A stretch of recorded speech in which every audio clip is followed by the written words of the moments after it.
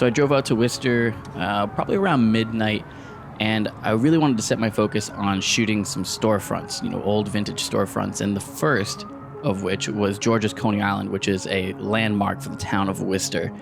And unfortunately, its giant neon hot dog sign was turned off.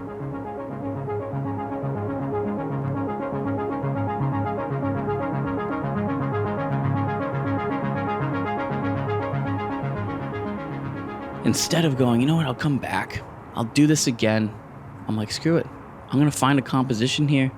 It's not going to be the sign, but I'm going to find something. So I diverted my attention to the Miller Lite sign that was over on the in the window. And there's this really nice accent piece of the door with this nice, well-lit, sort of ominous-looking light on the left-hand side. And I was like, okay, I think I found my composition.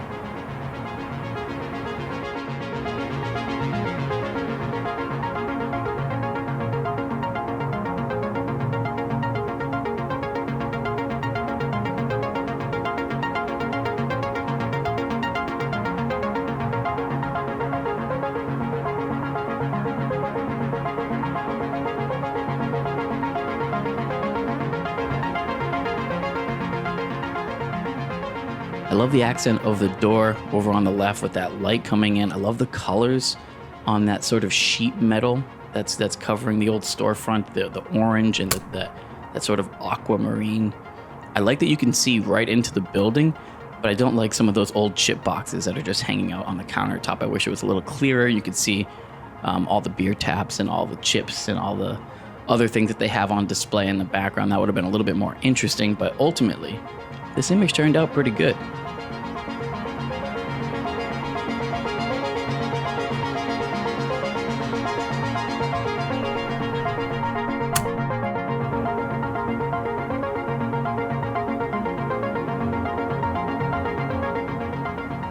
So with composition issues in mind and focusing issues in mind, I decided I was going to go to a more well-lit area, and I wanted to shoot my favorite cigar store, the Owl Shop. They have a really big, bright neon sign that's usually always on.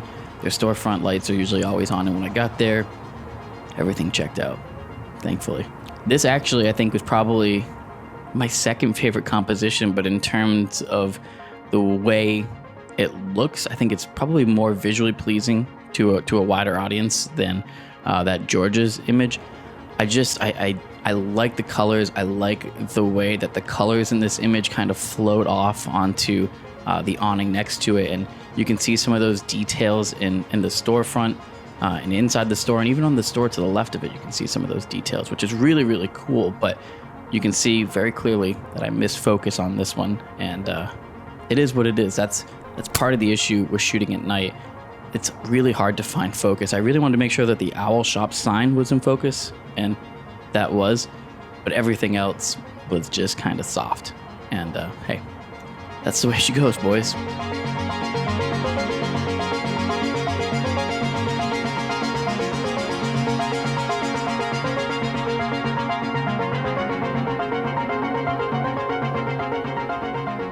One thing that I also want to talk about is shutter speeds, and obviously when you're shooting large format, shutter speeds are sort of like, it doesn't matter because you're not holding onto the camera, so it doesn't matter if you have a 10-minute exposure or 12-second exposure.